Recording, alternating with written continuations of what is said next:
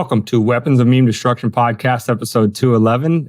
This is Dane and David here with Clint Russell of the Liberty Lockdown podcast, as well as co-host of the Best Political Show, as well as Tower Gang. Clint, is there anything else you do besides those three? I know you're everywhere, man. I ran for the vice presidency of the United States of America. Yeah, that's nice. That's a pretty big feather in the cap. Yeah, well, it's even bigger feather that I got beat by a cop. Well, man, gross. But yeah, I did that. I ran a mortgage company for a decade prior to that. You want me to just give my origin story spiel real quick? Absolutely. Sure. Yeah, so I'm a finance guy. Went to business school. Come from a family of kind of entrepreneurial minded folks. My dad also ran a mortgage company before I did. So he I saw him doing that as when I was a kid, came out of college right into the heart of the Great Recession in 2008 and basically had no job opportunities because no one was hiring. So I went and I worked for my dad for a couple of years. He and I had a falling out over, growth in my own personal career track. So I started a competing company and I put him out of business. but it's a good story though, because that's like Shakespearean shit. Yes. Yeah. Well, I mean, in fairness, I didn't really put him out of business. He realized that I was young and more hard charging. He became, kind of a partner with me, major investor in what I was doing. And, so we're on great terms. I just I helped him into retirement, I think is a better way to put it. But yeah, I learned a lot, because I came out of college right into the lending field in the worst economic environment in our lifetimes, or any living person's lifetime, really, at this point, because I don't think anyone's still around from the Great Depression, or very few people. So it formulated my worldview and my investing techniques and analysis. So I did that until 2020. The lockdowns came, was totally freaked out. Thought we were entering totalitarianism. In some regards, we were. Fortunately, to a large extent, it has ended. But I started Liberty Lockdown in that period.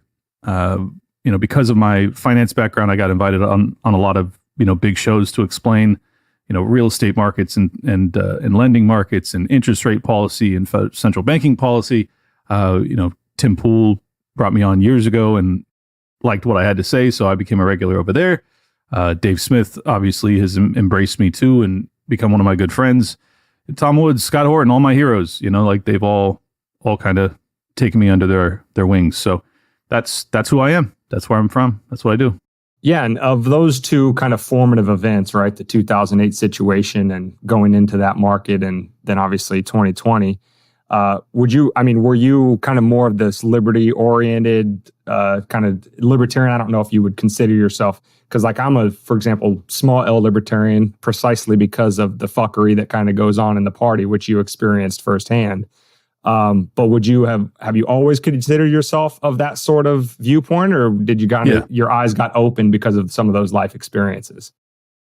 Well, I think I just became more radicalized, but no, I was a libertarian from way back. My dad actually ran for Congress as a libertarian in San Diego twice in the 90s. So, I'm second gen. My dad was telling me about, time value of money, delayed gratification, capital accumulation, things like that when I was 5-6 years old. So, he's a hard money lender, Austrian guy. Yeah. I was born into it, and then my life experiences just kind of reinforced that. Yeah, these ideas actually make sense. Like, this is what we ought to be doing. But I would describe myself as small L libertarian and cap. Gotcha. Yeah. Well, yeah, and you got kind of a never say die attitude because, like you said, you came out into the worst recession that we've had in this country until 2020, and right. You adapted on the fly. So, I mean, you're a survivor. And I take it California they had some pretty interesting events out there during the 2020 election. So what spurred you on to creating the podcast? Just you had more time on your hands, or you just wanted to get your voice out? Yeah. No, I was very concerned about what we were allowing to happen. Because of my finance background, I understood that it was going to be terrible economically. Yeah. I didn't know what direction it was going to go. At first I thought it was going to be a major depression because if you don't allow people to continue to work, you will have defaults on loans. Once the banking crisis hits, it cascades into the rest of the economy. I really thought that we were setting ourselves up for an 08-09 on steroids. And then instead of, allowing for kind of the debt bubble to unwind, they instead opted to print $4 to $5 trillion over the next 12 months. So it took it from deflationary threats to inflationary. Right. It's a good thing that they did that though, because there was a nice soft landing. They had no effect on us down the road, right? Right. Yeah, no, it worked out perfectly. Right, yeah. Exactly. Oh man, crazy. So the reason why we have Clint on the show today is he had a tweet just before the debate, which was prescient and right on point from my point of view, where he was basically giving sort of advice to Trump on how to handle the debate and how to, basically not only predicting where Kamala was going to come from, but, the bias of ABC and basically how to navigate all those things. And we will share the links in the show notes. So you can go straight to Clint's tweet. And while you're over there, give his X account a follow, share, because you will, you'll be rewarded for it. But so he had this advice. Trump, of course, didn't follow it. He never follows, the people around. Not that, Clinton's necessarily in his inner circle. Maybe if he was, we might have had a better performance. But Trump went ahead and didn't follow any of it. So, Clint, before we get into your opinions on the debate, just straight out, who won? Oh, man. That's a toughie, I know. Yeah. I think Kamala won by not losing. The bar of expectations was so extraordinarily low. It was very similar to Joe Biden, except Joe Biden managed to go under the bar. She managed to barely scrape over it. So yeah. I think that's a win by the Democratic, party's viewpoint. In terms of memology, I think that Trump won for saying the wild stuff that he did about the cats and all that, and how it's become viral. There's already shirts. Exactly. Yeah. So I think that, he won that in that regard. So that's why I really don't think that it was like, oh, she clearly won or he clearly won. Like, I think it benefited both sides. I think the only losing side was the American people because we didn't hear much about their policies. Yeah. Right. Well, like you said before, you could see that he was kind of walking into a hostile environment. And if he wasn't aware of it, like he was literally playing their game on their grounds with their ball. And right. All she had to do, she started with a 2-point lead and all she had to do is not fuck it up. So like you said, I couldn't agree more that all she did was seem like a politician. That's it. Just repeat shit. So. I think what disturbs me most about her is that like she doesn't have, if she has principles, she's hiding them. If you look at her policy proposals, from 4 years prior, very different from who she's representing herself to be today. So At this junction, I'm not sure who she is. I don't think that, really anybody that's paying attention actually knows what her beliefs are or what her policies will be. So the fact that there's half of the people in this country that intend to vote think that they're going to cast a vote for her is pretty horrifying. Not that I'm some big Trump fan either, but Jesus Christ, like why would you support this lady? It's just, there's like no reason to. So that's my frustration. Yeah. And that kind of gets, what the average voter is gonna think. That's kind of where I go to in terms of the quote unquote who won and who lost is like, yeah, you have the big swath that's Trump no matter what. You have the blue no matter who crowd. And unfortunately, if we could, kind of put our minds into the shoes of the average normie voter, right? The people who vote based on presentation, like did she sound more polished than him, kind of rambling. Like I said, I like the memes, but to the normie voter that doesn't know anything about anything, that sounds kind of unhinged versus her polished platitudes that really aren't saying anything. But that's my concern is that sliver in the middle, because let's be honest, if he doesn't smoke her to a degree that they can't possibly cheat or fudge the numbers. If he doesn't win by a tish this time. Yeah, he's got to win by a large margin. So that's my concern, is like that normie in the middle who is still capable of being swayed at this point. Does her polished platitudes come off as quote unquote presidential enough to tick the box for her instead of him? I don't know. Yeah, well, I think the real problem is that many of the moderates, or like the less politically savvy folks, they, particularly Democratic voters, they perceive truth through consensus, like because they believe in kind of technocracy. Like they're just constantly appeals to authority, right? Like, yeah. Did Anthony Fauci say it? Well, then it's true. Did Anthony Fauci not say it? Well, then it's false. Like that's how they view things. So when you have two moderators that are sitting there basically saying, this man's lying, she's telling the truth, that to them is enough to convince them that that's reality, even though it's not true. So I think that was the biggest problem, is that, Trump put himself, behind the eight ball. Like he should have never agreed to this debate. And I, as you said in my tweet just prior to the debate starting, at the last bullet point, I said, I can't remember, verbatim, but essentially I was like, look, the last time you debated Joe Biden, they gave you a softball. They wanted to come across as reasonable and even-handed. And what it proved to us is like, they are capable of doing that if they want to. And they did. And Trump trounced Biden. But I warned him, that was done. That was not going to be the case here. Yep. Like, this is their backup plan. They don't have anywhere else to go. The gloves will be off. They are going to be as biased and as obviously slanted as you have ever seen them. And it's up to you to beat everybody in that room that night. Right. And he didn't do it. He didn't beat everybody. I think he probably beat Kamala, one-on-one. But with the 3-on-1, in terms of the eyes of the normie voter, I think he lost some of those people. And that's a mistake. Well, speaking of the normie voter, if you don't mind me jumping in, no, go ahead. I kind of I kind of revisited a couple of moments of the debate last night, and I closed my eyes. And when he spoke, I could understand why the liberals don't like him. Oh, for sure. He's like sandpapery. He's got this little tinge of like angry white man kind of thing. And I get it.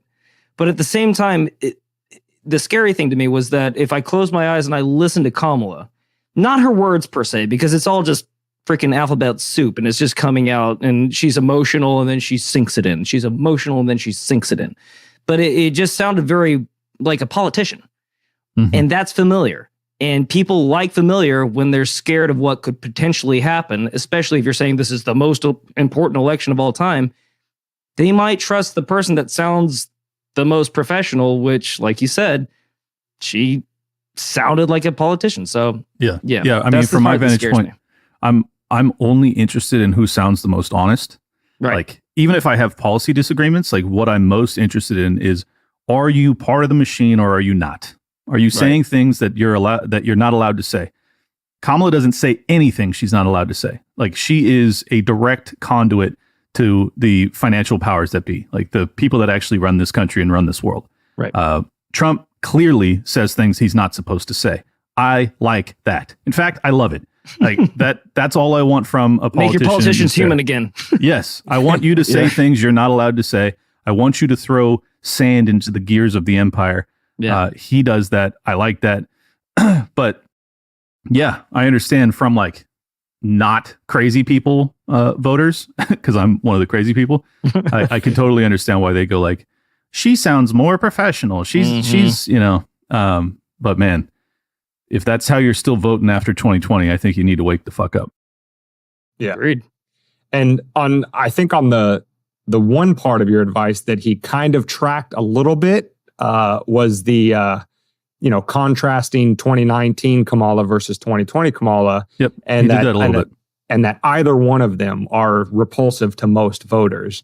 In the sense, bringing up, the transgender surgeries for inmates and her changing position on guns and all of that kind of stuff, supporting the BLM riots, things like that. Do you think that the little bit that he did, because, as undisciplined as Trump is, if he could just hone in on that message of, she is the regime, I am not, we all know he's not capable of sticking to that message and staying on theme for longer than, whatever insult she tries to throw at him about people leaving his rallies. But do you think in the limited capacity that he did do that, do you think that landed? Do you think he scored any points with that? Very few. And it should have been like the sledgehammer that he just wielded over and over and over again. And as you said, he hit it slightly, but just not nearly enough. And my biggest frustration, we were doing a simulcast with Rogers. It was me, Luke, Roger Stone, and Alex Jones. We were simulcasting on InfoWars, watching the debates live. And I'm just like, when she said, people leave his rallies because they're so bored. And I said into the mic, I said, don't fall for the bait, Trump. That's exactly I said what that. he did. Because I saw it a million miles away, because the line that people won't remember, but the line that actually mattered was right before. She said, this man doesn't care about anybody but himself. He doesn't talk about you. And then she took the dig about the rallies.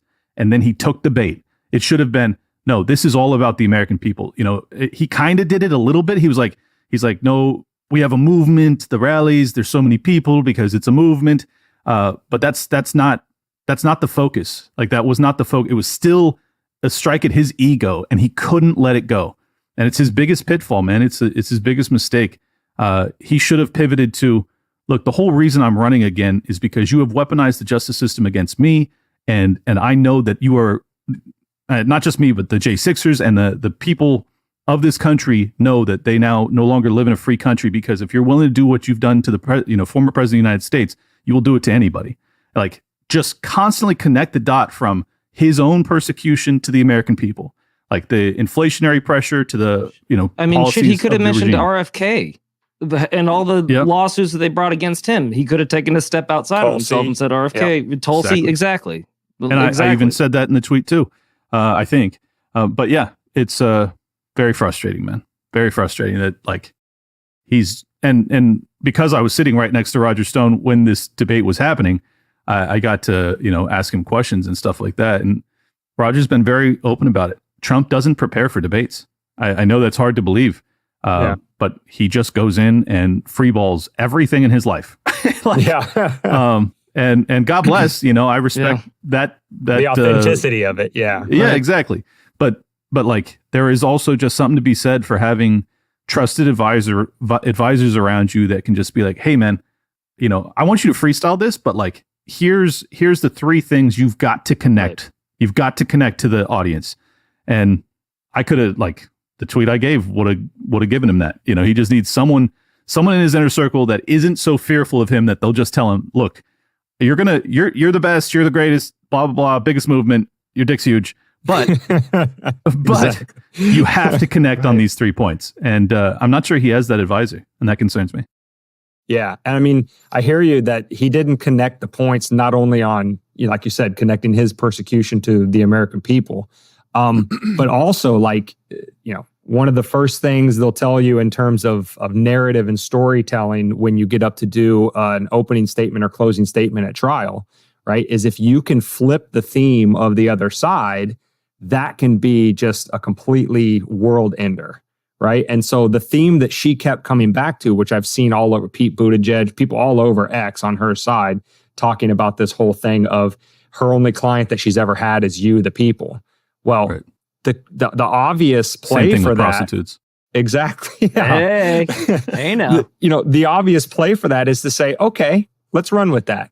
So when she was working for the people as a district attorney, how did she treat those prisoners? Exactly. When she was a senator, how did she vote in terms of, being the most left, far left voter in all of Congress, and just keep connecting those dots too, and just completely turn her theme around on her.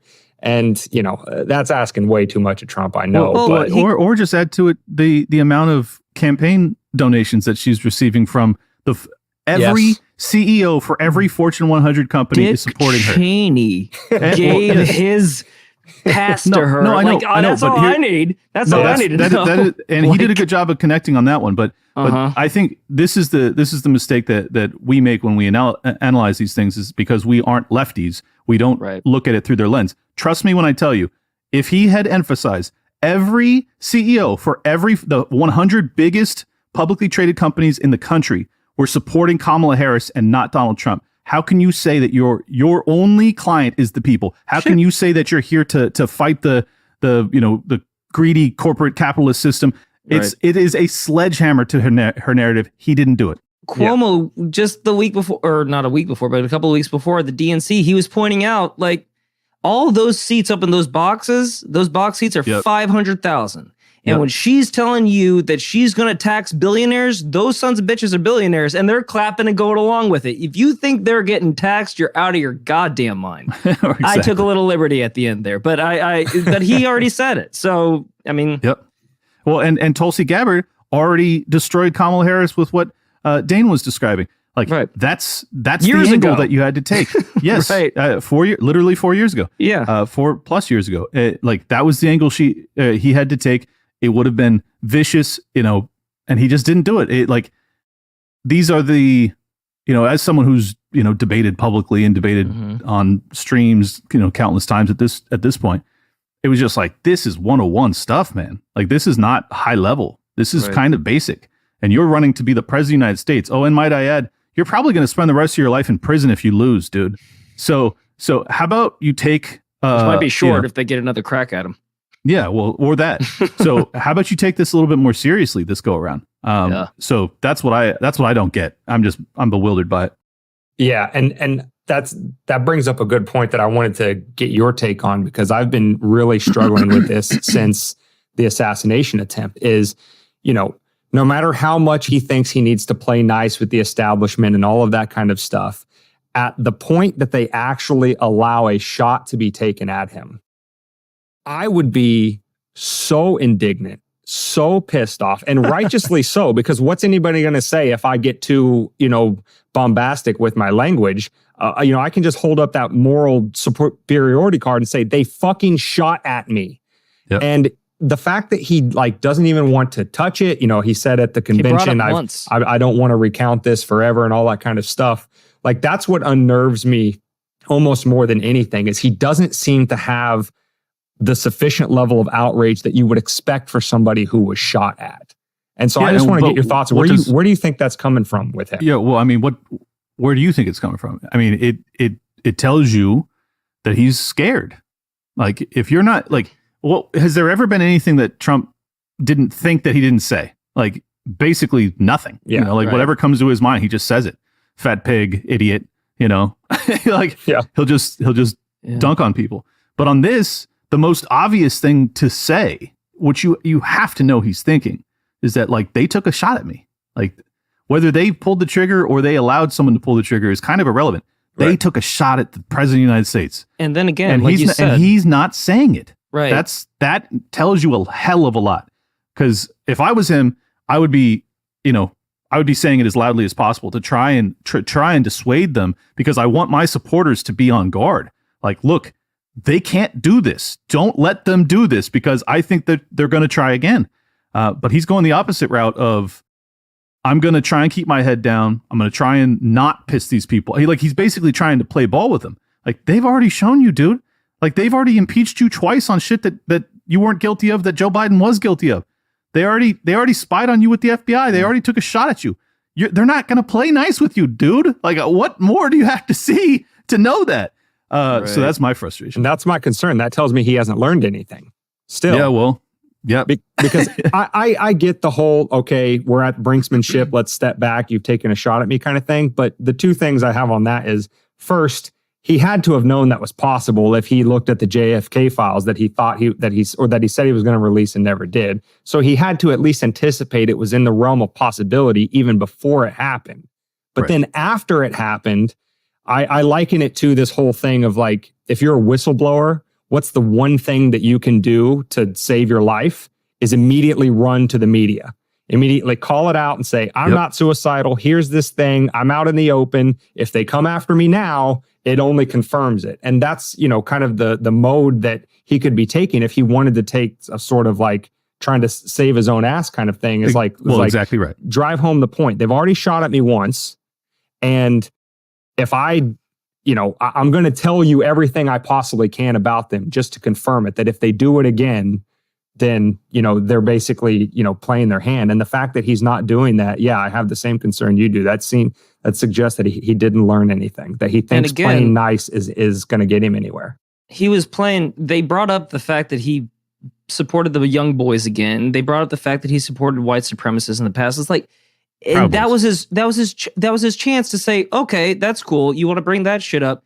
You guys were saying a week after somebody shot at my fucking head that the worst thing that happened on July 13th was that he missed. That's your side. You're saying that you'd rather have your political rival assassinated than to listen to him again, number one.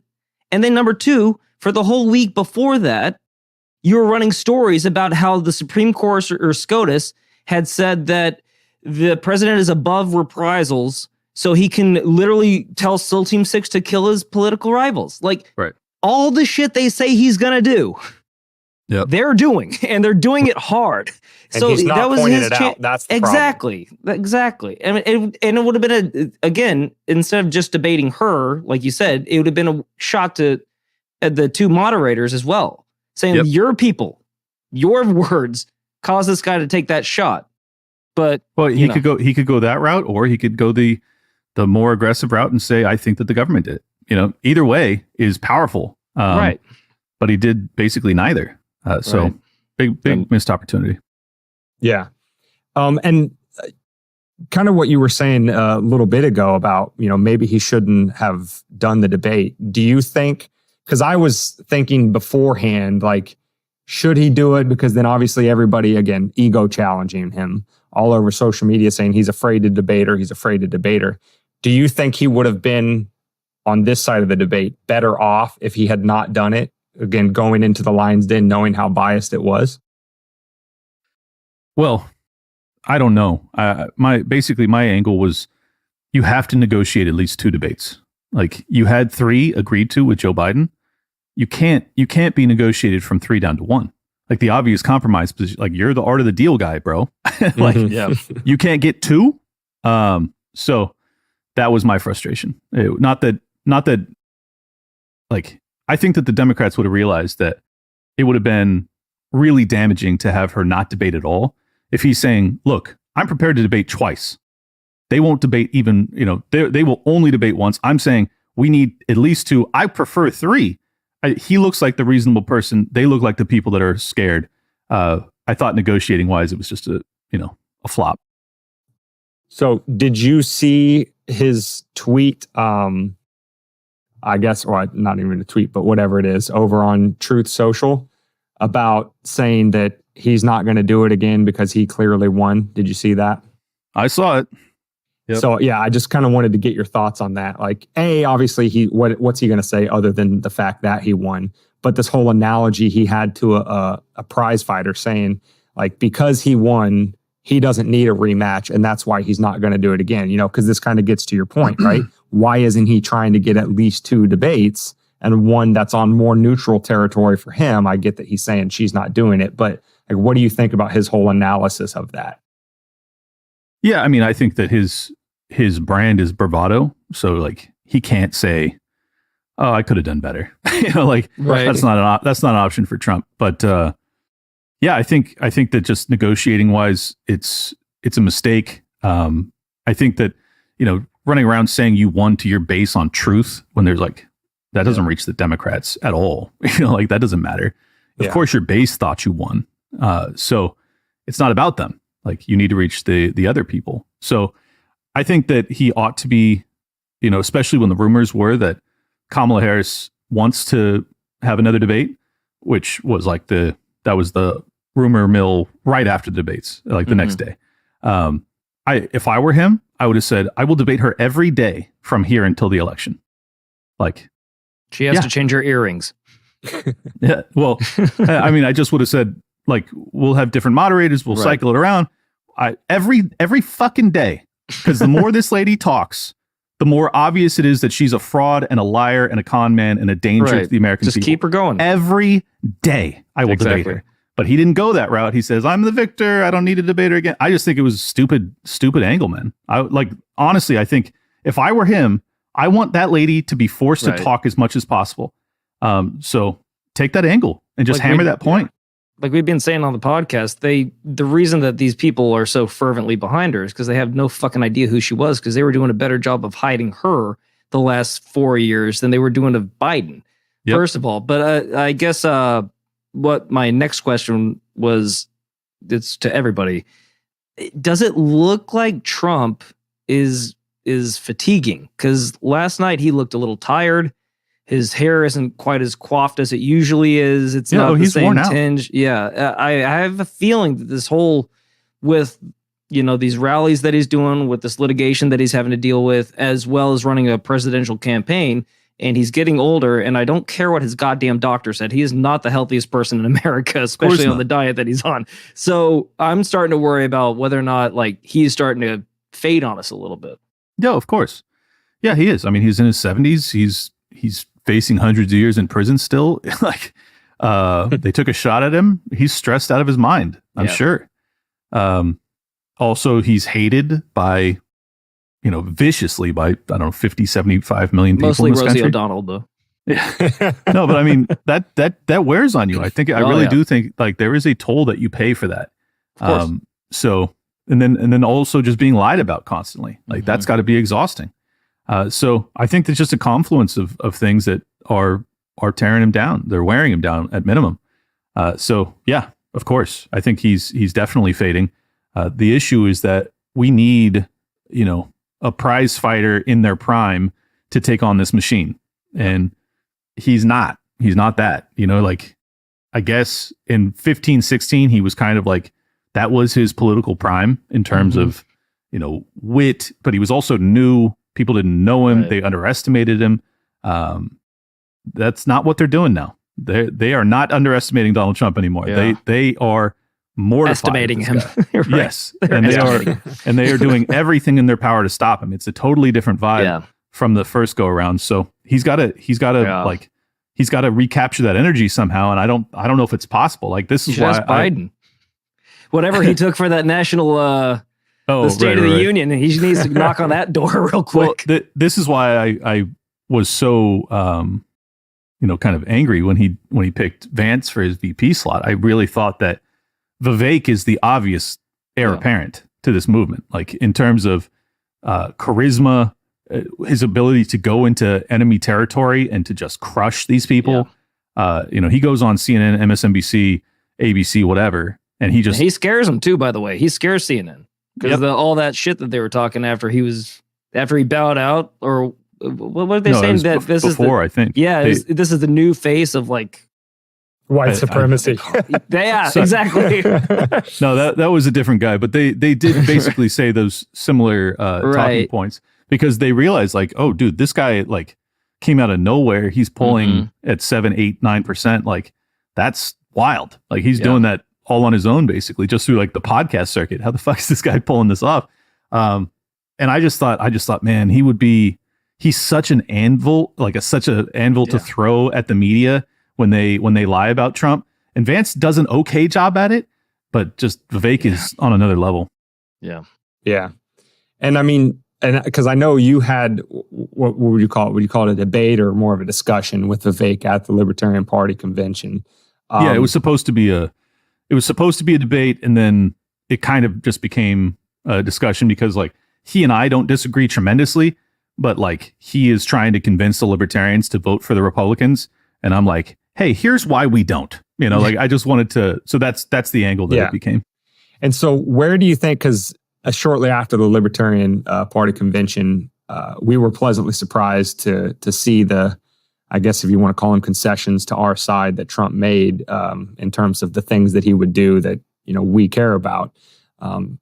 But how well, because I haven't seen a lot of Vivek. When they joined sides after Vivek dropped out, I expected to see a lot more featuring of him at Trump's rallies. And obviously the media wants to ignore him. But my question is, how successful do you think that Vivek is being in his current role within the Trump campaign, whatever it may be, at sort of getting people like us or more just kind of conservatarian type people over to Trump's side that otherwise might not want to? Yeah, they're not utilizing him. I don't know why. I think that because he ran against Trump, there's some animus there. It's a mistake though. Like Vivek brings in young people. He brings in an energy that Trump can't do anymore. So I don't know. I don't really know why. I also think that there's a distinct possibility like Vivek was tired. He had been going nonstop for like 7, 8 months, 9 months, a year, maybe. Right. And like when I tell you going nonstop, like you guys have no idea. I spent days with him in Iowa, and this man is a absolute fucking lunatic. Like he wakes up at 5 a.m. He gets on a bus. He does media hits while he's on the bus en route to an event to give a speech, to talk to a couple hundred people, to get back on the bus to do 3 more media hits en route to go to talk to another couple hundred or 1,000 people. And he does this every day, all day for months on end. I've never seen anything like it. So yeah, the dude's a total freak. So I think, maybe this is my own bias. I'd be fucking worn out after doing that. Well, that's I mean, that might his biggest contribution or his biggest asset might also be his biggest downfall too. If he's doing that, how old is he? 35, 36, 37? I think he's 37. We don't want to wear him out too quickly. He's got to save it for the next campaign too. You don't want to be a prize stud and then blow your shit out in the first race. You know? I think he's going to run for the Senate seat in Ohio. Is kind of my guess at this point, which would be great because I would love to see how his voting record matches up with his rhetoric. Because there's a lot of questions. As much as I've blown the guy for the past 20 minutes, I don't know for sure because his policies in 2019, 2020, when he's this, pharma bro, pretty different from who this guy is today. Right. Now, same with RFK though. 2019 RFK Jr. is a totally different guy than 2024 RFK Jr. So until we actually see those guys in positions where they can cast a vote, I don't think we actually know if that transition is genuine or not. So that's what I would like. That's why I want to see him in the Senate, see his voting record. Right. And if he votes, in alignment with Rand Paul, well then sign me up for Vivek 2028, Awesome. And if he doesn't, well then I'll know I was tricked. Yeah, exactly. And kind of, since you brought up RFK there, because we were speculating on this before they joined forces. I mean, that was a very pleasant surprise, but we were kind of speculating, like what position in a Trump administration would he, would the American people get the most bang for their buck with RFK? I was thinking Attorney General, because then he could just use the power of the DOJ to go after all these bastards and all these agencies. Right. But kind of what's your take on that? Where do you think RFK does the most good for the American people? Like what position within the Trump administration, if we're so fortunate to not have to deal with another 4 years of Kamala? Well, the most powerful, aside from, head of the CIA would be tremendously powerful, but head of HHS would actually be best because then he becomes the boss of every 3-letter health agency in the country. That's so wrong. It's almost right. Making Kennedy the head of the CIA. Yeah. When hey, they killed your dad and your uncle. Exactly. And now you're their boss. Like that is exactly. That's poetic justice. How very Batmanian of it. Like I'm coming back to Gotham to make it right. Like good Lord. That's kind of cool. I mean, all 3 of those. So that HHS and Attorney General, all Senate confirmed positions. What do you think According to Roger Stone, descending order. Yeah. According to Roger Stone, you do not have to be approved to be the head of the CIA. And I was like, oh, I thought you did. True? Then I saw other people saying that it's not true. So I don't know what's the truth. If he has to be approved, then he's not going to get any of them because the Senate will shoot it down, almost certainly. So at that point, I guess then we're just wish casting. Yeah. Well, I guess, if the 3 of us aren't 100% sure whether or not the CIA head needs to be confirmed by the Senate, then maybe we couldn't speculate on what non-confirmed position within the administration he could hold that would help us the most. I'll just be honest with you guys. Yeah, I cover politics every day. I don't have a fucking clue what positions have to get Senate confirmation and what don't. I don't know that level of minutia. I'm not one of those people. So I don't know.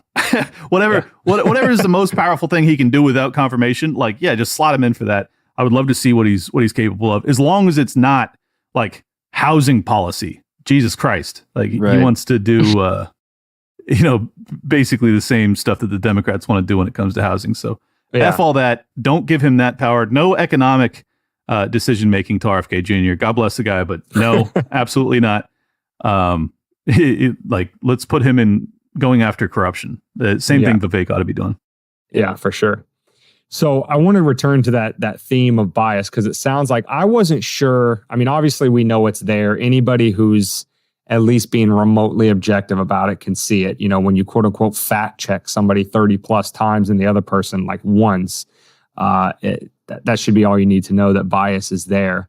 But I'm kind of wishy-washy on how much the bias actually not only came through to the audience, but how much it hurt Trump. And it sounds like you're on the side of the fence that it was a big deal. It's probably the biggest deal in the debate. Is that kind of what you think about it? Well, it was the biggest deal that benefited the Democrats, like, for sure.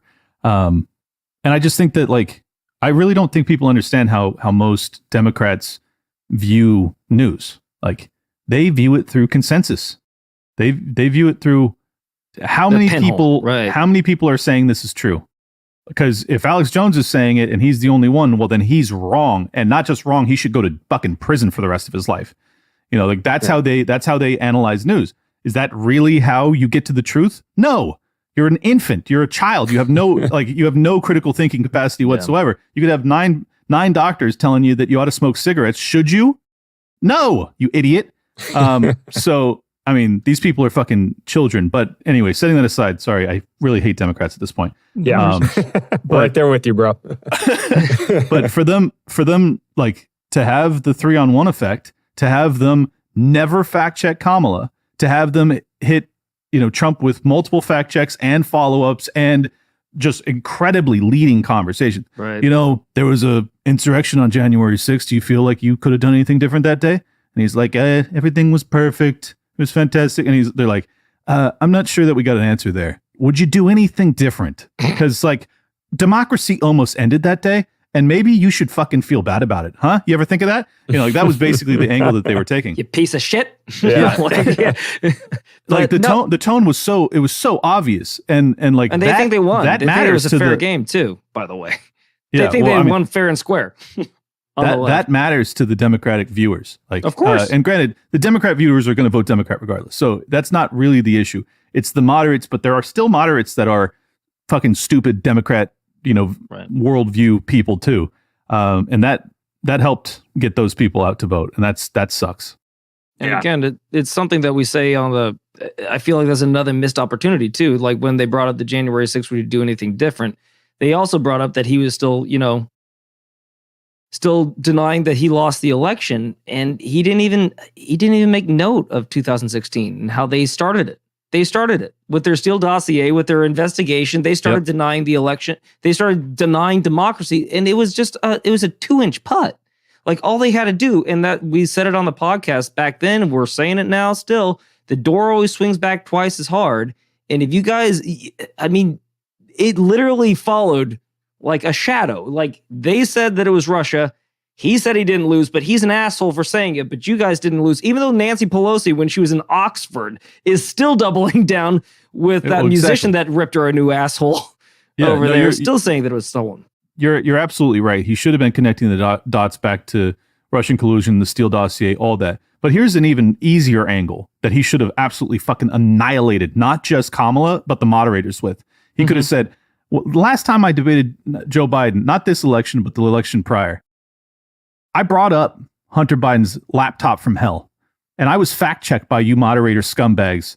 And then it was published by the New York Post, and it was suppressed by Twitter, and it was suppressed by Facebook, and 51 fucking intelligence agents came out and told you that it had all the hallmarks of Russian disinformation.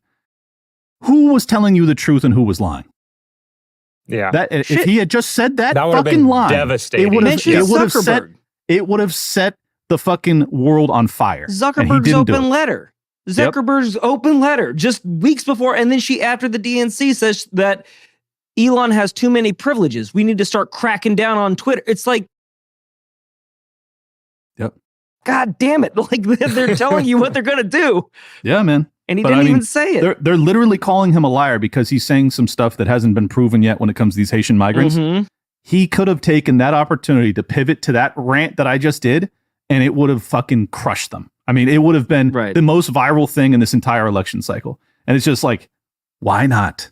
Because he doesn't have an advisor that just tells him, look, at some point you need to pivot to this. Right. You have to do it. They're not going to set this up. You have to pivot somehow. And that was the angle. That was the time. He could have, when they started to fact check him in real time with nonsense, by the way. Oh, well, we called the town manager. We called the town manager of fucking Cleveland, Ohio. And he says, I'm not sure if that's true. That's not a fucking news report. What are you doing? So yeah. Or just, and that's, I'm sorry, Dave, one more time. Like the conspiracy theory is, we always say that like, you have to be absolutely perfect with these people, or else you're going to lose them and they'll just focus on the dog thing. And to my example, like he could have said all those things as long as he just mention Aurora. Don't say anything else. Like he was always like his last sentence away from killing her. That wouldn't work either because they've already denied Aurora. Oh, okay. And you already have local officials in Colorado. They're saying it's not happening too. So it would have once again been, conspiracy but it's a little more believable than dogs, at least. I think both's probably happening, to be honest. I'm sure at this point it's like CERN ripped a hole in reality. So you put 20,000 Haitians into a small town. There's going to be some weird shit that happens. Like there's cultural differences that are just insurmountable. You bet your ass.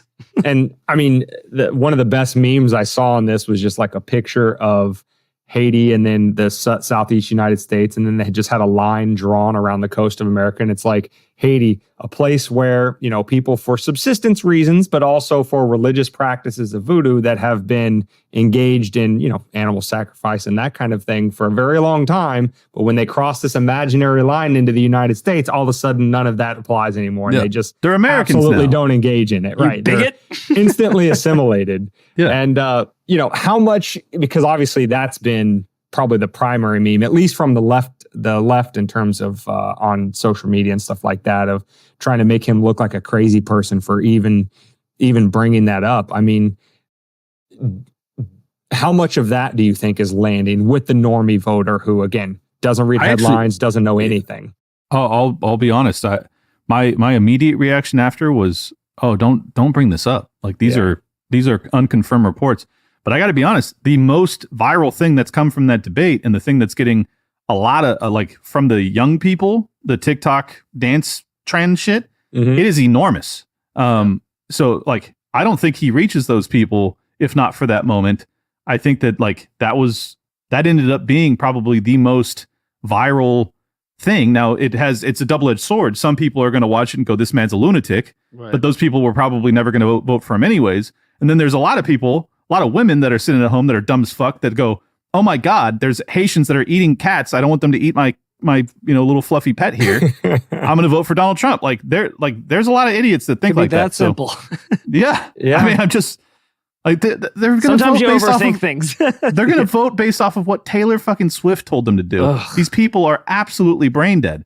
So yeah, him saying, there's migrants are going to eat your cat.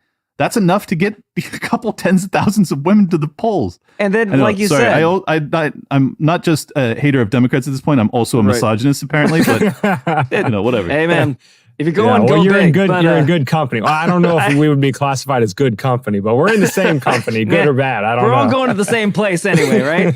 Right to the gulag. The same gulag, right? But it reminds me of that meme that you sent me a couple of weeks ago, or maybe I sent it to you. It's it's a trailer for either Modern Warfare or something like that. It's a computerized rendition of a soldier. Everything's blowing up around him and there's gunfire and it looks like chaos and it's war.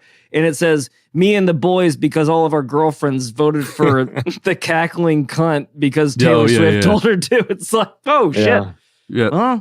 And then he only mentioned the World War III. He mentioned it. He mentioned it to bring up that point. I think he mentioned it twice, but still, they just brushed right over it. Yeah, well, and they're going to, but that's the thing. Yeah. That's your job. Your job is to hit this. If they ask you, I don't know how many questions were asked, maybe 12 questions throughout the night.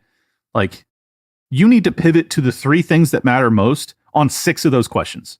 You just have to hit them over and over again. Just reconnect the dots. And it seems like for him, the wall, the border, the immigration crisis is the thing that he thinks is most compelling. I think people that see the world that way are probably already voting for Trump anyways. If you want the libertarians, you need to focus on, I'm going to bring peace to this goddamn planet. Like, I'm going to avoid war with Russia. I'm going to avoid war with Iran. He never really talks about Iran because he's in the bag for Israel. But like that's the type of shit that gets me off the couch to go vote for you lying scumbag politicians. So he didn't really do a great job of it. Yeah, and speaking on that war with Russia thing, this is kind of a deviation from the it's a complete deviation from the debate analysis part. But I saw that you had a tweet today sharing or yesterday, Putin's analysis of what would happen if the U.S. kind of gives the green light for Ukraine to use U.S. weapons to strike inside Russia. And for the people that aren't aware of that whole back and forth and that discussion, can you talk a little bit about that and what probably an eventual Kamala Harris presidency looks like from that perspective of getting us closer to midnight on the doomsday clock? Yeah. Well, I don't know if you can get any closer. Yeah, I think we're at 90 seconds, which is the closest it's ever been since 1947. Exactly. So yeah, it's insane. Not good. So Blinken is headed to Ukraine. Apparently he's going to meet with Zelensky, and there was also just a meeting between, first that I'm aware of that this has happened, in-person meeting between the head of CIA and MI6. That's the British CIA basically. Mm-hmm. That happened a couple days ago. Now you've got Blinken that's flying to Kiev to announce to Zelensky that they will greenlight him to use Western munitions to strike deep inside of Russia, because there has already been border strikes and things like that, which are super escalatory and dangerous in their own right.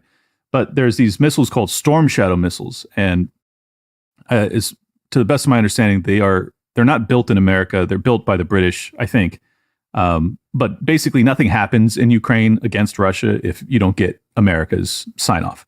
So he's going to sign it off.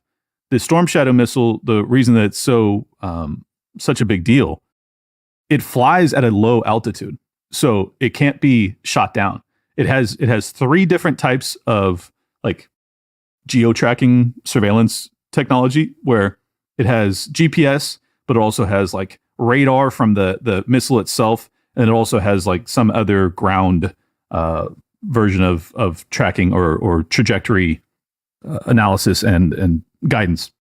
And so it will fly and it will match the terrain, and it has it basically, you cannot stop this thing. If it suspects that it's being spoofed, because sometimes you can spoof the GPS signal and you can basically say, oh, you're at your destination, and then you just have it blow up. If it senses that, it goes to its onboard information, which can't be hacked. And then based off of its analysis of the terrain, which it's flying just above the ground so that it can't be shot down, it can sense based off of its understanding of the terrain where it is on Earth. That's how fucking advanced this missile system is. So you can't stop these things. Super dangerous. It's a fire and forget it. Like once it's launched, you're basically it's toast. Whatever it's going to, it's gonna hit. So if they give them that authorization this weekend or today, it may be happening as we speak, we are at war with Russia. Like there's just no other way around it. I'm sorry. Putin is not going to allow the scare quotes Ukrainians to launch missiles into the heart of Moscow. Like, that's not going to be an acceptable escalation by any stretch of the imagination. He will absolutely fire, in my opinion, a low yield nuclear weapon into some area of Ukraine to try and scare the West into backing the fuck off. But once that happens, then the nuclear escalatory trap has already been triggered, and then they probably have to fire when we can't back down either. And then he fires 5 more, and then it's over. Then the fucking all of life on Earth ends. So I am, as you can tell, I am very concerned about what's happening. And Putin said it in a very matter of fact way. He's not coming across as if he's talking shit. He's a former member of the KGB. They don't fuck around when they're talking about death. I don't think he's bluffing at all. And let's just be honest. If we were the leader of any other nation, if I was the president of the United States, I would never allow for this. I would never allow for, I'm in a proxy war with Mexico, and now the Chinese are giving them these fucking advanced missiles to fire into Los Angeles. Like, oh, we're at war with China now. Like, that's all there is to it. So that's where we're going. and just God willing, they will back the fuck off. Now, you might have just answered my question before. The confluence of the two. What's the likelihood that they, I don't want to say intentionally, but we're here. So what's the likelihood that they spark off a conflict with Russia before this election happens so that you have to stick with, right? Vote for the incumbent, right? We don't want to transition a power. Because they're kind of calling her the incumbent now, and it's not. Yeah. Obviously, Joe it's ain't not, the president, clearly. Yeah, exactly. No, he's not. He hasn't been for 3.5 years. What are you talking about? Exactly. So, I mean, I don't know for sure if that's their play. Like, I don't know. We're going to find out in the next week. Like, so I would just be guessing. But I think there's a real, like 90% probability that Joe Biden steps down and she becomes the incumbent as a quid pro quo for giving immunity to his son. Because you guys may not be aware, but he was, I don't know if he was convicted or he just pled guilty to this tax evasion charge, but like he's a felon. Like he's going to go to jail for a while. Yeah, So I think that's probably the leverage that they have over him, and I think that they will use it to get him to step down for health issues, health reasons. She'll become the incumbent. She'll get the incumbent bump, and they'll hope that that'll be enough to get him over the finish line. If their internals tell them that, oh, that's not enough, well then yeah, maybe we go to war with Russia. I don't know.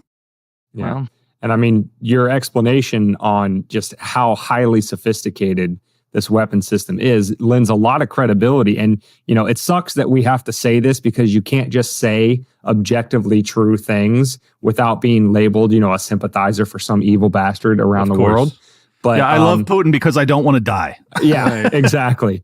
But no, like the explanation of how highly sophisticated these weapon systems are lends a lot of plausibility to what Putin was saying, which is if they do this, it's not a matter of the United States greenlit Ukraine to do it, because let's be real, Ukraine does not have the capacity to pull some of this off. They don't have the satellite, capacity to do it. They don't have the intelligence to do it, to be able to target these systems correctly, like you're talking about. So the way he's going to view this is it doesn't matter if a Ukrainian pulls the trigger. If these weapons are fired, it can only be done successfully with such substantial United States and NATO support that he's going to consider it a direct fire on Russia by NATO. And that, like you said, it takes it straight from, to the extent we're not already in a hot war, it takes us straight into a hot war with the most heavily nuclear armed country on the face of the planet. Exactly. It is. And Putin knows that he can't win a ground war against us. No one wins in a nuclear exchange all out. Right. So he's only got one card to play, which is to try and scare us into backing down. Like this is my General Clint analysis here, but like you can't win this war if it's against all of NATO. Like you're going to die. Yeah. So you have to try and get us to back down, because at the same time, if you lose this war in Ukraine, you're basically defeated and you'll never be an autonomous nation again. And let's be honest, there will be a color revolution in Russia within 24 months after he withdraws from Ukraine, if that were to happen, which, by the way, it's not going to fucking happen. It's not going to happen. All these idiots like the Destiny and these Krasensteins and these people that I've debated about this stuff, these fucking lying con men. Don't mention that name on this podcast. No, I don't know how the fuck Destiny does it. I've asked several times. Everything he goes on that's not just his home, he gets eviscerated on, and somehow he still has a goddamn platform. Yeah, well, I mean, he's a talented debater. I'll give him credit, but he's also full of shit. So anyways, the point is, all the predictions they've made are not going to happen. Like, Russia's not going to actually lose this war unless you see Polish and British, and American troops on the ground in Ukraine. That's the only way that you could possibly, and I'm not even sure you could push them out at that point, but possibly push Russia out of the east of Ukraine. So that's not going to happen. So I think that the last card that Putin has to play, if they start to actually fire really advanced munitions into the deepest parts of Russia, and maybe not the deepest parts, but hundreds of miles inside of Russia, is to fire off a low yield nuke. Maybe you put it into a relatively barren area, just to say, like, look, I am not fucking playing with you guys. Like, this has to stop. This is a border dispute. All I wanted was Ukraine not to be in NATO. You guys wouldn't fucking back off then. Then obviously you guys were arming and funding some of the most radical elements within Ukraine that was oppressing and destroying and murdering some of the Russian speakers in the East. I intervened on behalf of the Russian speakers in the East. Now we're years deep into this, and you guys are now basically firing directly into my country. Nazis. You're supporting Nazis to fight me, but also calling people that misgender people in your own country Nazis. Yes, exactly. Interesting.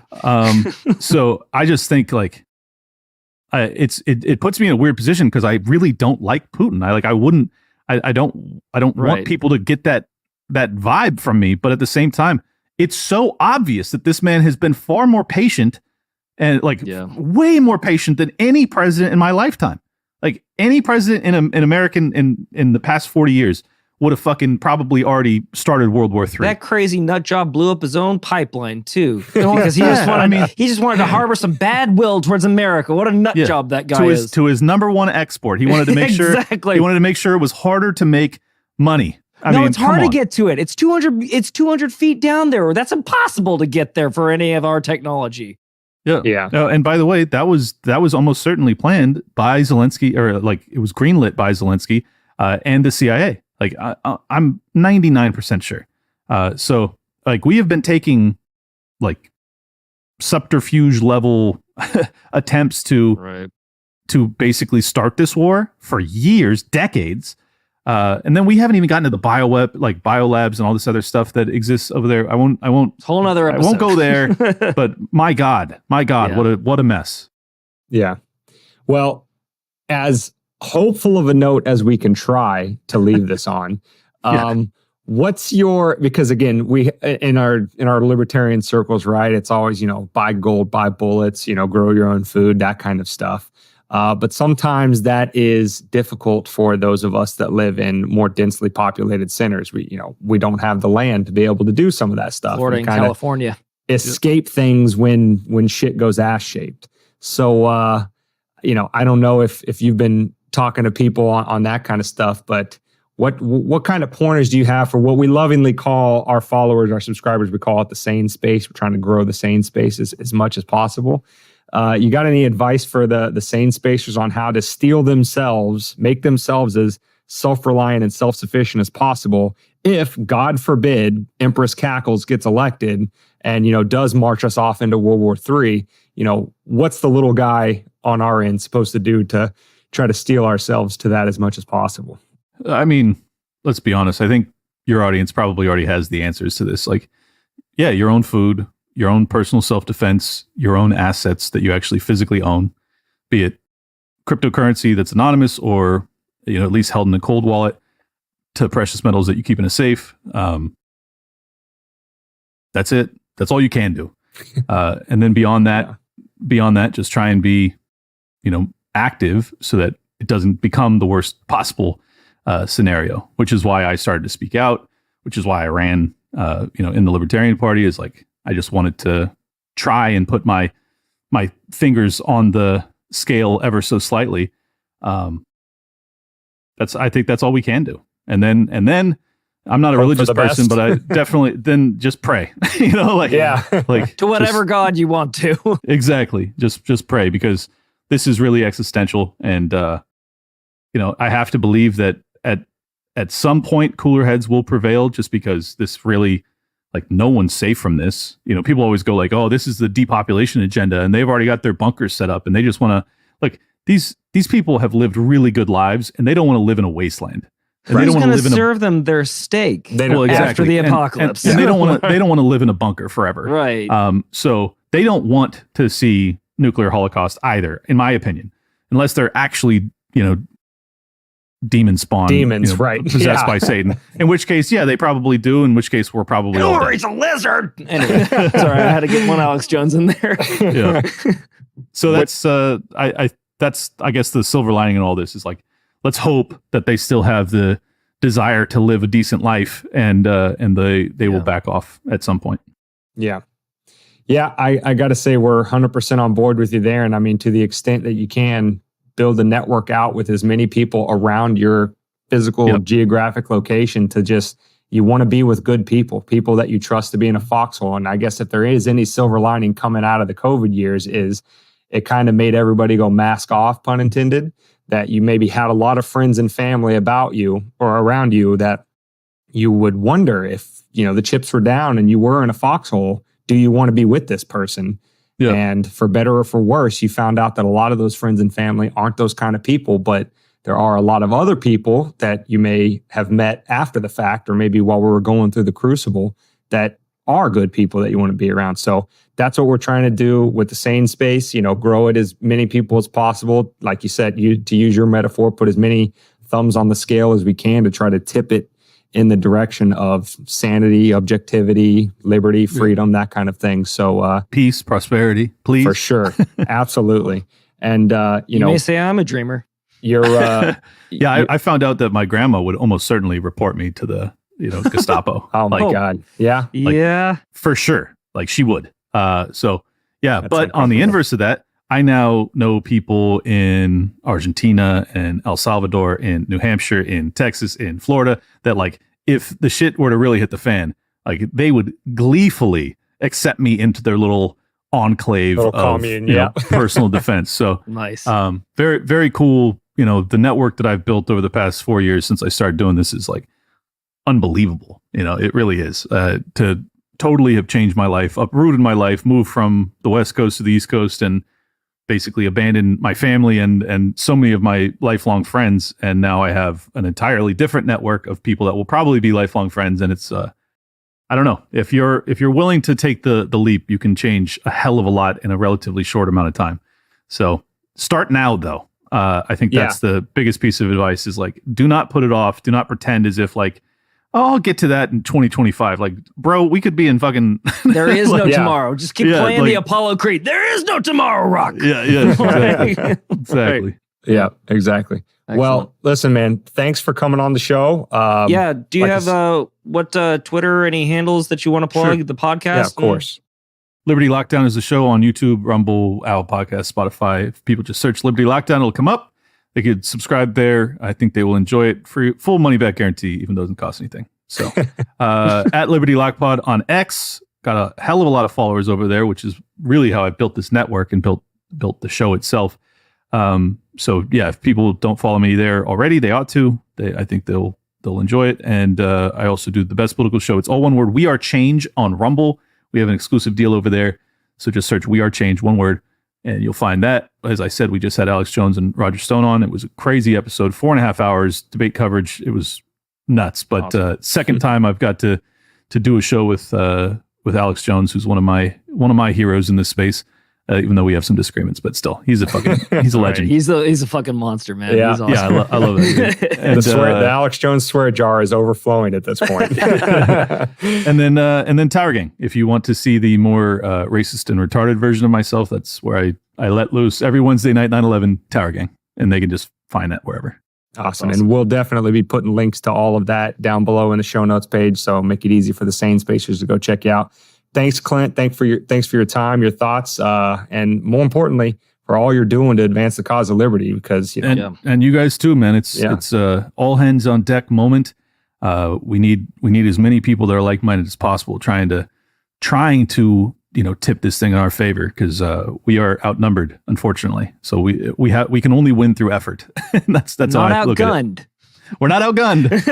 But we are on our side. Yeah, exactly. That's for damn sure. And so you can find this episode at wmdpodcast.com/211. You can link up with us on our socials, Twitter, Instagram, TikTok, private members only Facebook page at $5 a month or more of support. You can also find at wmdpodcast.com the other ways to support us. We have a Bitcoin wallet down in the links on the show notes page. Join our free email list to always stay in contact with the show. But other than that, do the like, subscribe, share, tell friends and family about us. Do everything you can to help grow the Sane Space and advance the cause of liberty one person at a time. David, with that, anything else to sign off until we see the Sane Spacers on episode 212? Nothing until next week, except for stay safe, but more importantly, stay free.